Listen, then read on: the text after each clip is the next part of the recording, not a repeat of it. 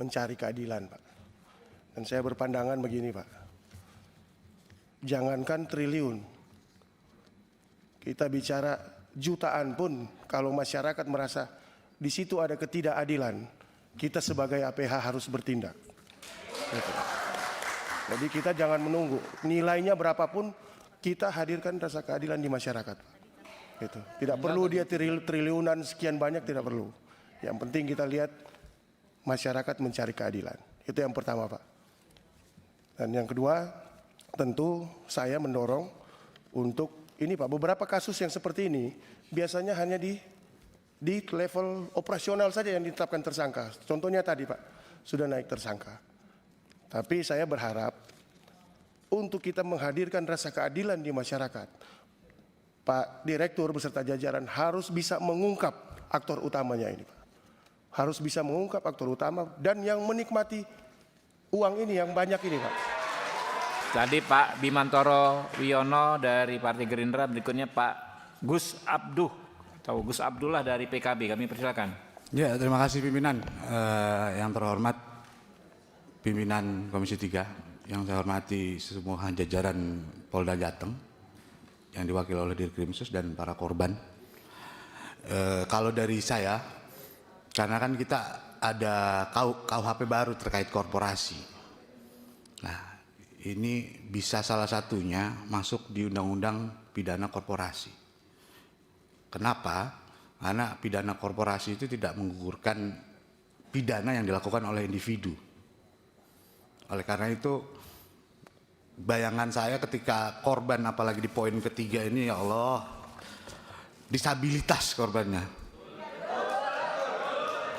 Disabilitas dari uang hasil mijet 2 miliar rupiah diambil. Ini biadab ini satu orang ini.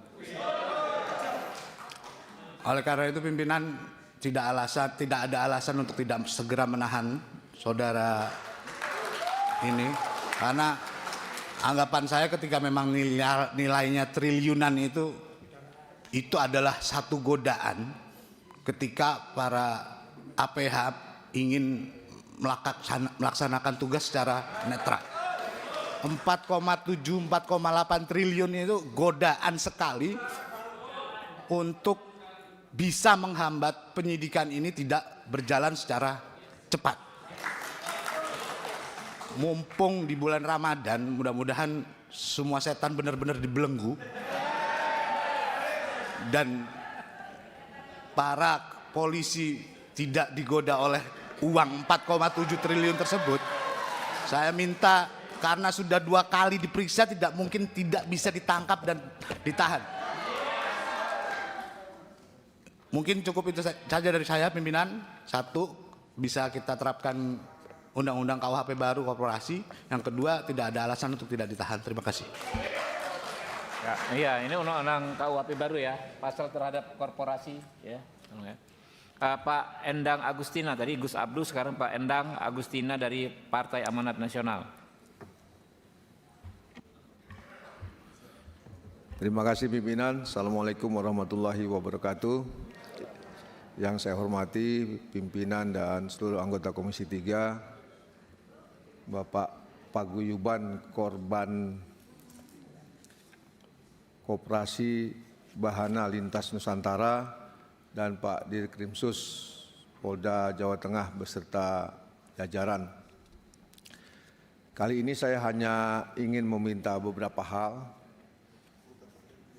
Dan saya menghargai apa yang sudah dilakukan rekan-rekan Polda Jawa Tengah, ya, sudah melakukan proses penyidikan terhadap kasus ini. Tetapi sebagai mitra saya ingin menyampaikan beberapa permintaan terkait dengan penanganan kasus ini. Yang pertama, kalau bisa proses jangan lambat. Karena jika proses lambat, nanti akan menimbulkan persepsi macam-macam. Apalagi ini terkait dengan uang besar yang milik nasabah. Jadi kalau bisa ini disegerakan mungkin dari kasus-kasus yang lainnya. Menjadi kasus prioritas yang ditangani di Krimsus Polda Jawa Tengah. Kemudian yang kedua, tadi Krimsus Polda Jateng menyangkakan kepada tersangka itu pasal 46 Undang-Undang Nomor 10 Tahun 98. Ancaman pidana kalau tidak salah 5 sampai 15 tahun ya. Artinya untuk menghindari kerugian yang lebih besar, mungkin seyogianya memang tersangkanya itu dapat dilakukan upaya paksa. Jadi bukan untuk gagah-gagahan, tetapi penahanan ini untuk memudahkan proses penyidikan yang dilakukan. Misalnya kalau Pak Dir mau nyita barang buktinya, mau tracing aset, mungkin dengan informasi dari bosnya itu akan lebih mudah seperti itu ya.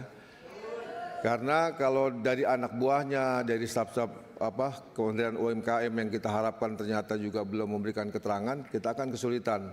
Tapi kalau Pak Nyotonya itu, Pak Nikolasnya yang kita amankan dulu, mungkin informasi banyak didapat yang bersangkutan. Saya kira itu aja Pak Pimpinan yang saya sampaikan. Terima kasih. Assalamualaikum warahmatullahi wabarakatuh. Waalaikumsalam warahmatullahi wabarakatuh. Masih ada Pak Martin dulu ya, Pak M ya, Pak Martin. Pak Nabil? Ya, habis itu Pak Nabil habis ini di depan ya, Pak Martin dulu. Terima kasih pimpinan, rekan-rekan anggota yang kami hormati, Bapak Ibu sekalian yang hadir, yang kami hormati juga Polda Jawa Tengah, Direktur Kriminal Khusus yang hadir serta jajaran. Tadi banyak yang disampaikan oleh rekan-rekan terkait dengan bagaimana masyarakat ini mencari keadilan, Pak. Dan saya berpandangan begini, Pak. Jangankan triliun, kita bicara jutaan pun kalau masyarakat merasa di situ ada ketidakadilan, kita sebagai APH harus bertindak. Gitu. Jadi kita jangan menunggu, nilainya berapapun kita hadirkan rasa keadilan di masyarakat. Gitu. Tidak perlu dia triliunan sekian banyak, tidak perlu. Yang penting kita lihat masyarakat mencari keadilan. Itu yang pertama, Pak. Dan yang kedua, tentu saya mendorong untuk ini, Pak, beberapa kasus yang seperti ini biasanya hanya di level operasional saja yang ditetapkan tersangka. Contohnya tadi, Pak, sudah naik tersangka. Tapi saya berharap untuk kita menghadirkan rasa keadilan di masyarakat, Pak Direktur beserta jajaran harus bisa mengungkap aktor utamanya ini, Pak. Harus bisa mengungkap aktor utama dan yang menikmati uang ini yang banyak ini, Pak.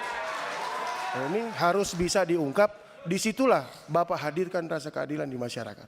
Dan saya yakin dari teman-teman dari Polda mampu untuk lakukan itu. Kami memberikan dukungan untuk teman-teman dari Polda untuk lakukan langkah cepat, Pak. Amankan itu aset-aset dan yang paling penting, kasih rasa keadilan di masyarakat. Itu paling penting. Terima kasih pimpinan. Assalamualaikum warahmatullahi wabarakatuh.